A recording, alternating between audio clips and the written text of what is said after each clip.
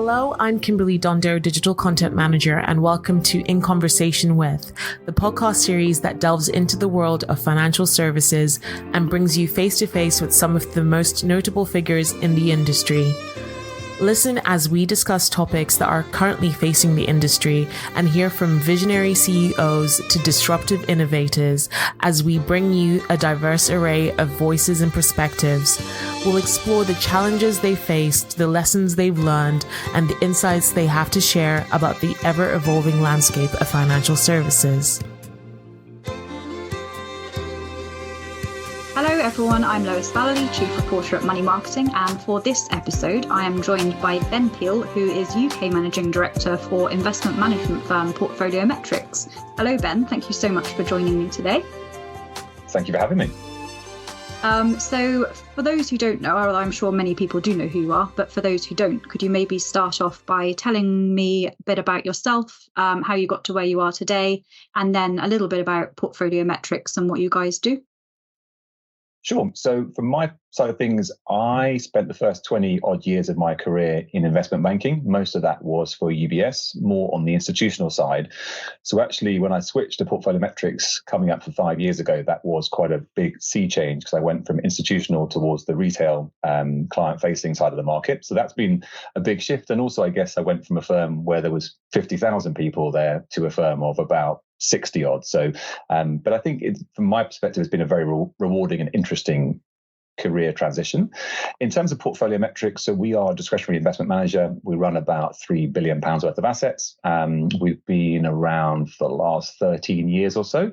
So broke into what was already quite a crowded market. And I think really the big differentiators about us is we're not trying to just put clients into an off-the-shelf simplistic 1 through 5 outcome solution. We also have our own technology, which we give to the advisors we work with. And we believe that leads to, most importantly, better outcomes for clients, but also can lead to big efficiency gains for advisors. Okay, cool. So in your experience then, why do you think more advisors are switching from building advisory models to using a discretionary service? Yeah, I think this is definitely a trend you've observed probably over the last 5 to 10 years, but it seems to be picking up pace quite a lot at the moment. And I think that the reason behind that, it's categorically not because the advisors who are building advisory models are doing a bad job. The problem is there are a number of drawbacks about this approach. I think the first one and the most obvious one is it's massively time consuming. I think if you're going to go and analyze 15 plus asset classes to build a fully fledged asset allocation and then research over 6,000 underlying funds to populate that asset allocation model, this is clearly not something which can be squeezed into your lunch break. So I think it's very time consuming. The second thing is I think most advisors, and certainly the advisors we work with, have concluded that what their clients value the most is actually that holistic financial planning. It's not so much around the investment side of things. So actually partnering with a discretionary investment manager to do a lot of the heavy lifting on that side allows them to spend more time with clients. And I think that is something which, frankly, most advisors, that's the bit they enjoy the most.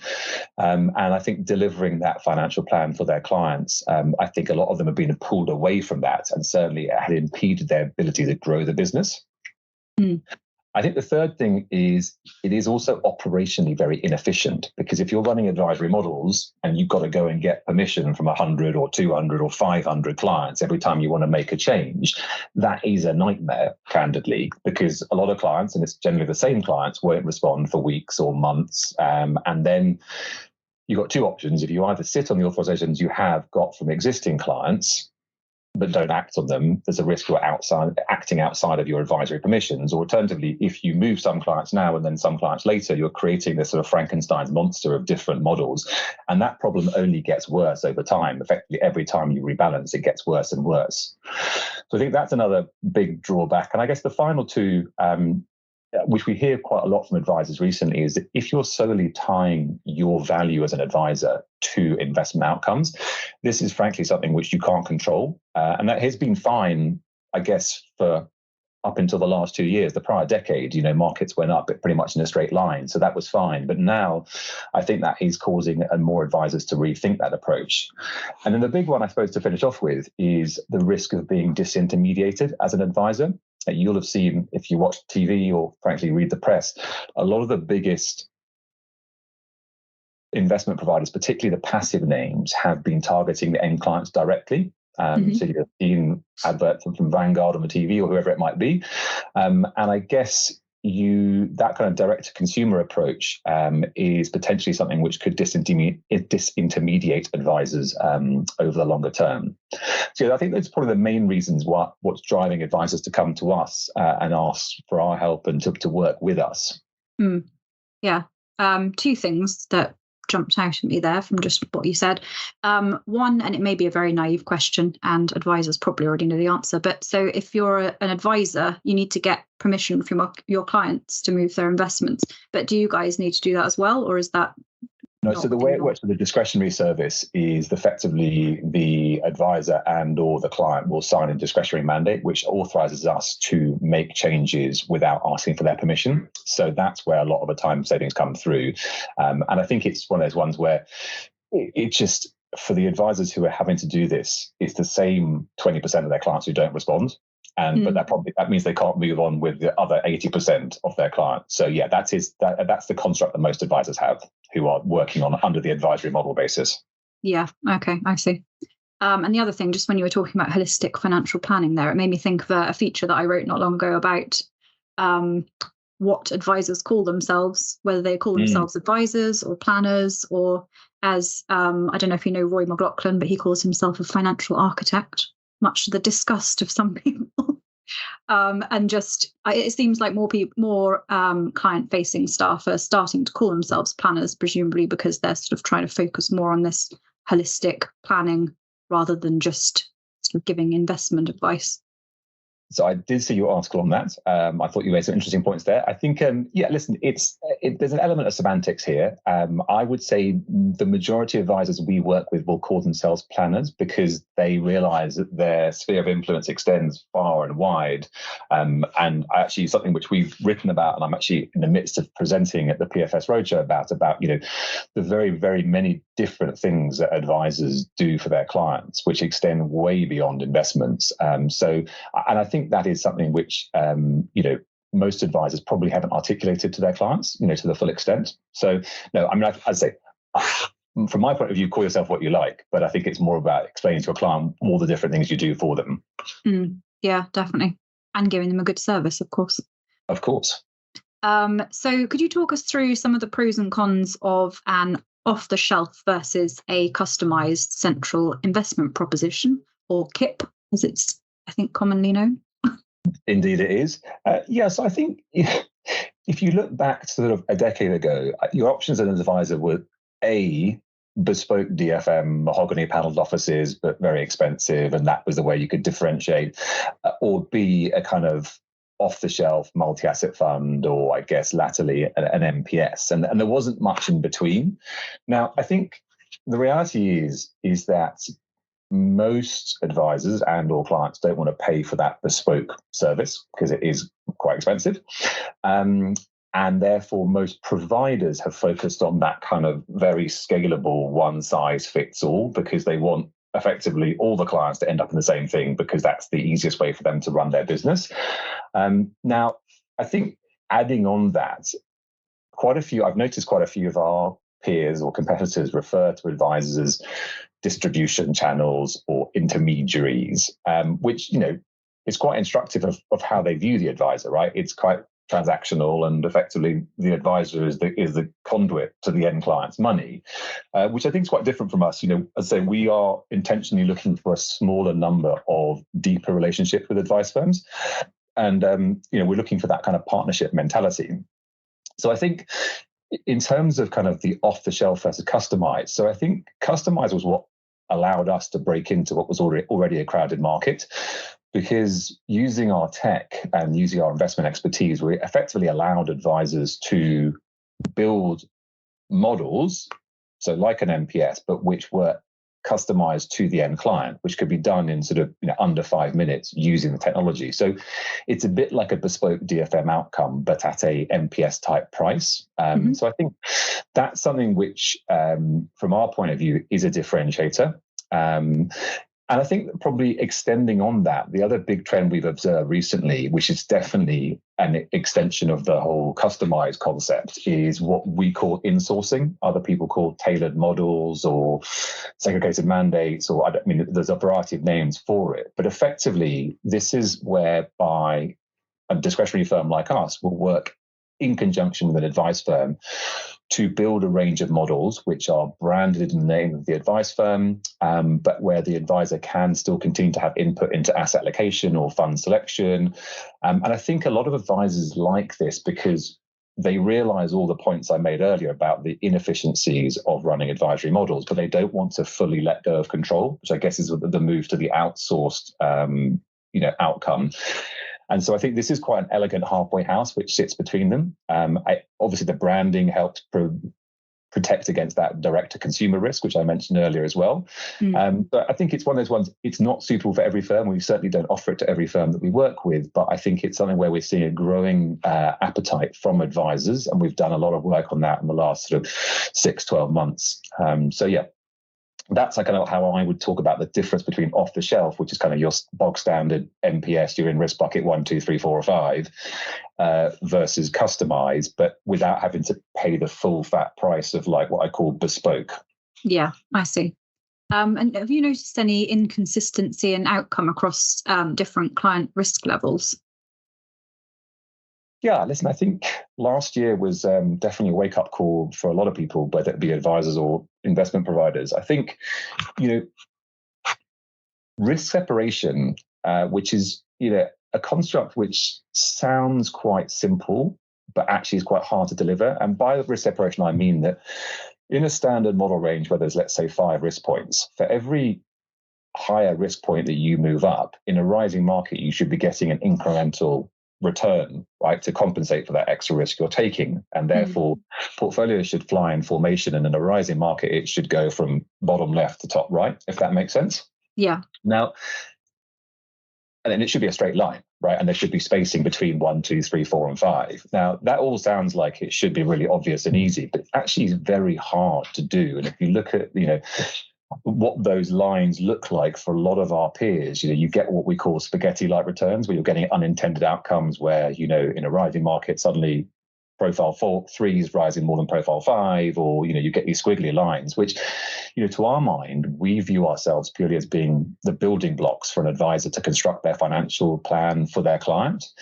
And if those building blocks don't do what they say they're going to do on the tin, then that makes life quite difficult and can trigger some difficult conversations.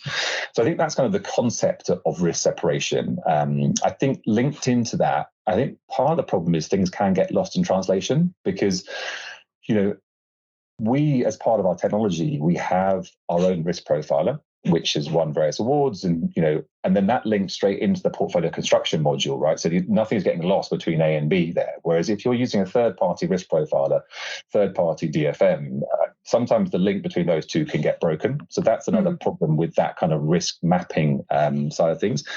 But I suppose specifically last year, you had the very unusual situation where, because of what was happening in bonds, and particularly UK gilts and what have you, that you saw for some of our peers, the lowest risk clients were actually losing the most. So that the plane of that line I talked about was completely inverted, which clearly is not what the client wants or the advisor wants or what have you. So I think trying to deliver outcomes that are expected is something which is a huge value add to advisors.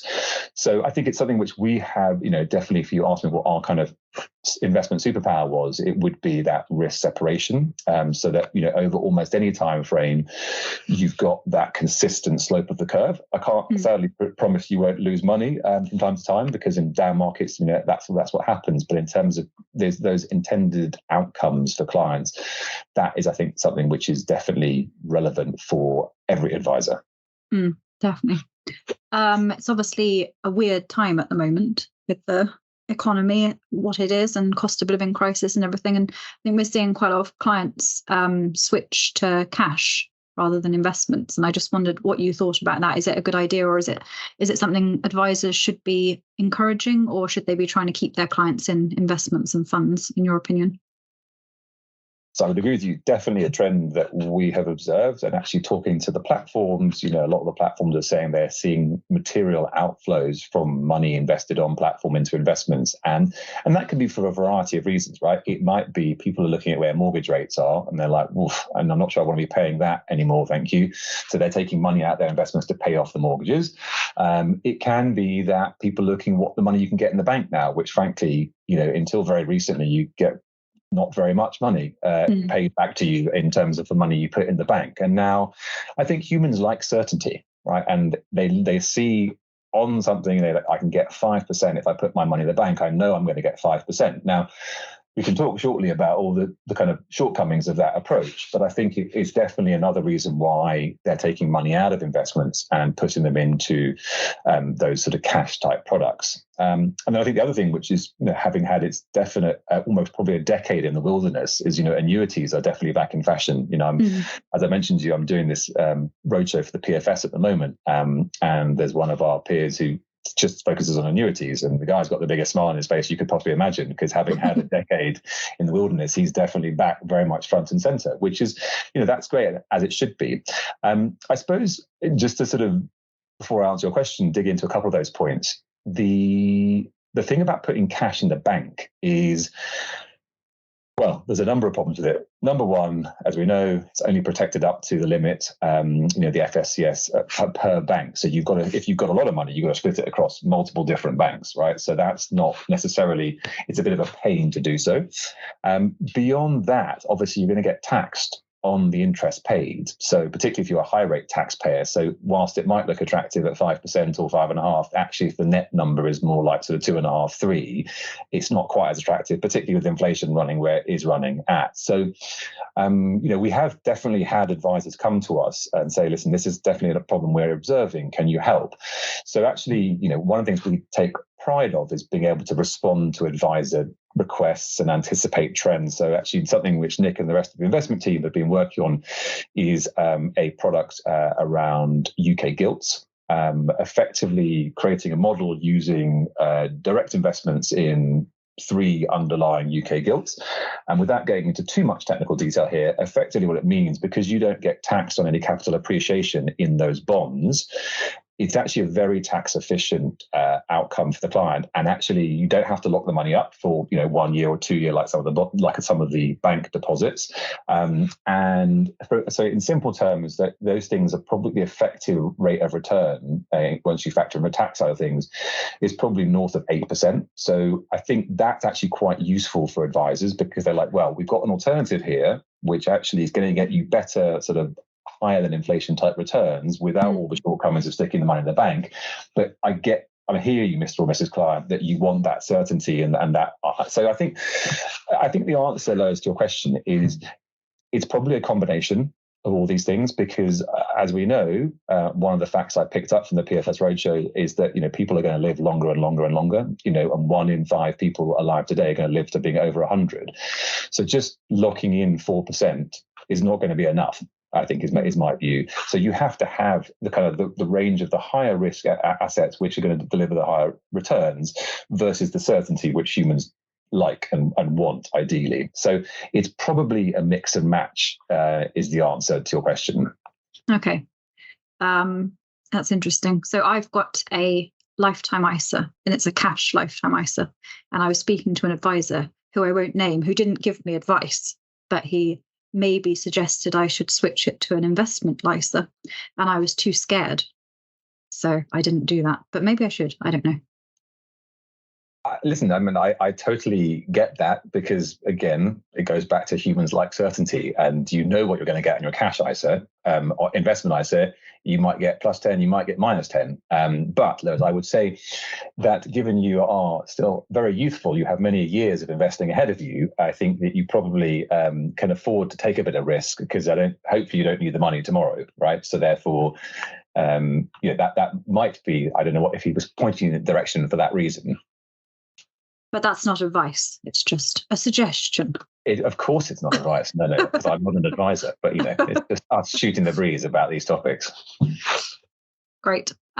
So I did just want to ask about, obviously there's quite a lot of focus on consumer duty at the moment. It came in at, implementation deadline was end of July, and it's a lot of focus on proving the value of advice.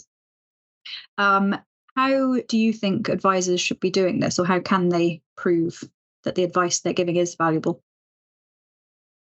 Yes, this is a topic close to my heart. So I actually wrote a white paper about this over 3 years ago now, amazingly. And in it, I said, we have no doubt at Portfoliometrix that advisors add a lot of value to their clients. And me personally, as a consumer of advice, I happily pay my financial advisor every year. But we think at some point in the future, the regulator is going to come to you, Mr. or Mrs. Advisor, and say, prove it. And how are you going to go about doing that? And so I think in that white paper, what we did is we took the feedback from over 200 plus advisors. We asked them a bunch of questions and then gave them also a chance to give their own commentary on that. Synthesized that into something which is accessible. We also did 3 case studies from 3 advice firms that we work with who evidenced their value in completely different ways. But really the punchline there was that there's no right or wrong way of doing this as long as you're doing this. And so all of this happened well before consumer duty was even a twinkle in the eye of the regulator in terms of, and I think that's good because we like to try and anticipate trends of where the advice profession is going rather than write about them once they're there. So I think, and that's actually what I mentioned the PFS Roadshow. So that's what I've been presenting at these various events, which confuses advisors because generally people push products at them and those things, and we actually talk about them, not us. But I think that's gone down really well. And I think the big conclusion from that is that, yes, of course, you must, to the extent possible, evidence your value in pounds and pence terms or in percentage terms, particularly because that relates to what you're, how most advisors are charging their fees in terms of, the whole ad valorem side of things. So that's all well and good. But the reality is, and the biggest conclusion from the white paper, and we also, just to be clear, we took what advisors were saying and then we checked that with what their clients thought, because that was a really interesting counterpoint. And I think the big conclusion from that is that well over a third of the attributes which clients value cannot be measured in pounds and pence because they're completely intangible. Right? And that, we kind of bracketed them into concepts like, empathy, the gift of time, peace of mind. Now, all of these things, there's no point trying to actually measure these things. But certainly myself, as a consumer of advice, these are things I really value. So I think kind of the punchline from our work on value advice, which then segued into consumer duty, and then beyond that, is really it is a case for the advisor to go, right, here's the long laundry list of things which I believe I do that adds value to my clients and potentially how I differentiate from my peers and what have you. And then to take that and check that with your clients.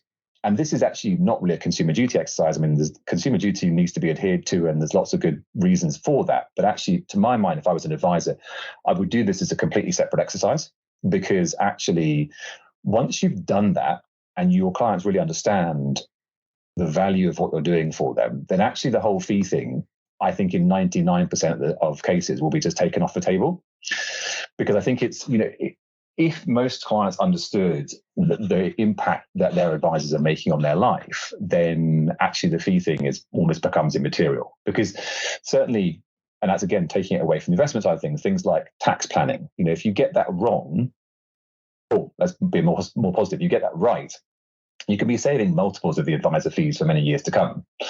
And on that point, actually, we did a webinar. We have various Portfoliometrix advisor communities, and we did one recently where we get some guest speakers along, and I moderate, but there's no mention of us. We're just there to discuss a topic which is relevant to advisors, and this one was around advisor fees, perhaps unsurprisingly quite well attended, as you might imagine. But the one thing which really stuck with me is there's a lady called Julie Flynn who runs a firm up in Scotland, but she also is a coach for advisors, and she led with what I thought was quite a controversial comment. Is that she said, I think advisors are chronically undercharging. Right, because the press write quite a lot about how advisor this, that, the other, and fees. But her point is, a good advisor can genuinely change a client's life. right? And there's not many professions in the world which can say that. And so I think her view is that a lot of advisors are frightened about raising fees or worried about doing so and what have you. And her view was that you definitely shouldn't be, because actually what you're doing is making a massive impact.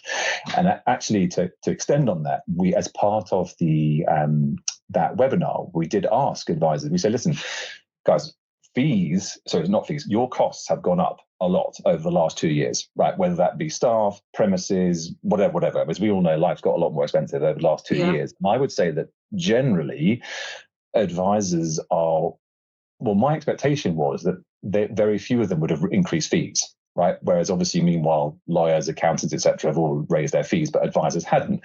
So we asked the 150 odd advisors on the call, how many of you have increased your fees? And I was quite surprised that actually about half of them said over the last 18 months they had increased their fees. Okay. Didn't get into the details as to how much, but they had. And so I was like, okay, that's interesting. So we dug a little bit deeper, and I said, right, okay, for those 75 of you who have increased your fees, how many clients did you lose? And the attrition rate was tiny. It was well below, it was probably below 2%, let alone below 5%. So I think there's that, it's not for me to say what advisors should do about fees. That's kind of their lookout. But I think if there are advisors out there who are worried that increasing fees by X number of basis points or however you want to charge is going to mean that all their clients suddenly disappear, I would say the evidence from that session would suggest that's not the case. Okay, interesting. I'm resisting the urge to ask you about SJP, but I won't. So I think probably we are running out of time, but I did just want to ask you one more thing about client demographics. And do you think clients in decumulation need different investment solutions from those in accumulation? Okay, I'll start high level on that one. So I think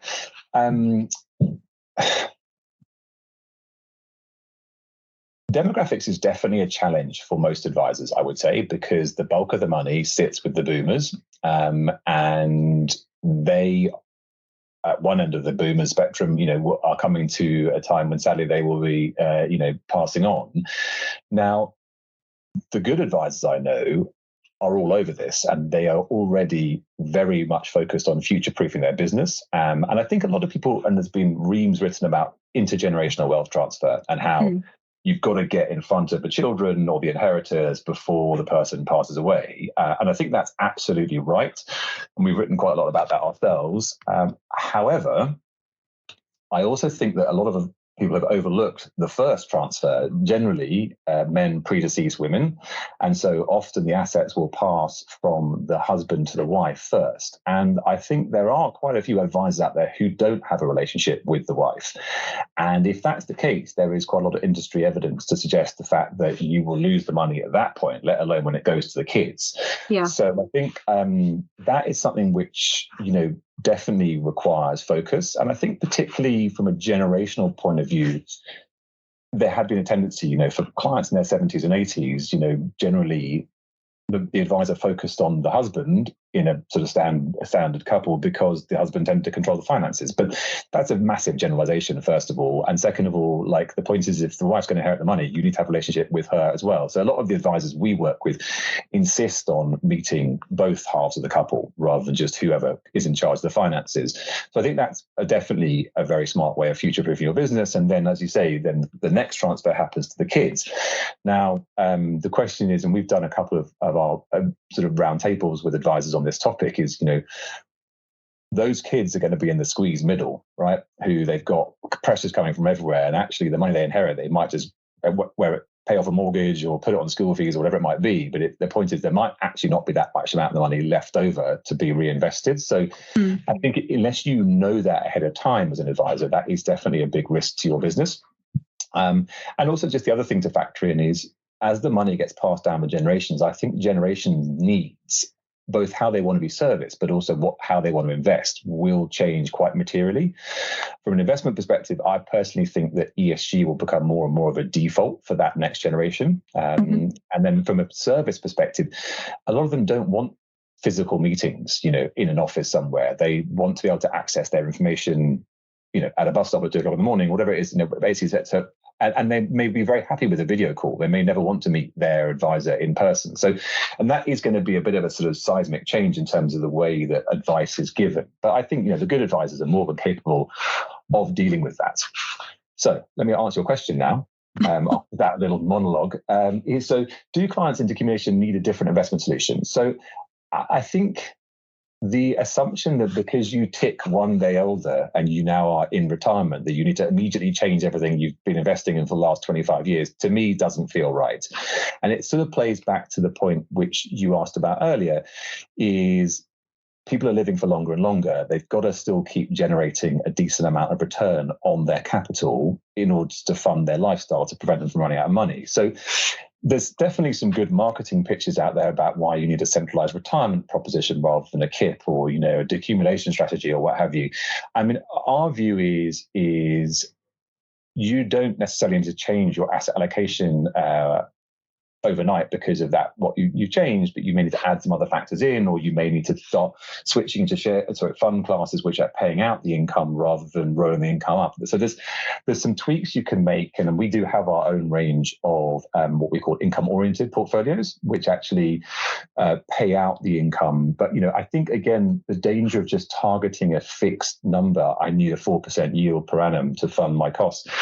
We've actually written a white paper on that in terms of, we think that can have quite damaging consequences for the capital. So by slavishly targeting that 4% over here, you might be putting a big hole in the capital over here, which you may not recover. So I think really it's a blend, and it's a blend which the advisor is best positioned to actually set the client up for. So as I said, it might be keep most of your investments, but maybe add a bit of an annuity on the side, or whatever it might be. But I think the advisor will know the client situation best. Yeah, definitely. No, really interesting. It's very hard for someone in their 30s or probably even 40s to think ahead to how much they'll need in retirement, I think. Well, it's weird for me. I don't really think beyond 75, probably.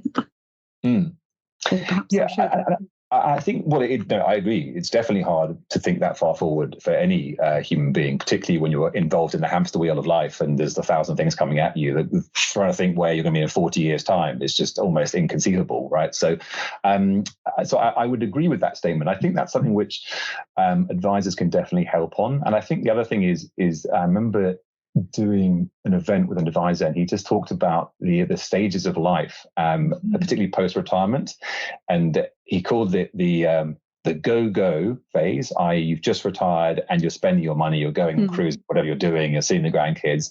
Then it's the go slow as health things start to kick in, and and then there's the no-go, which is we're still alive.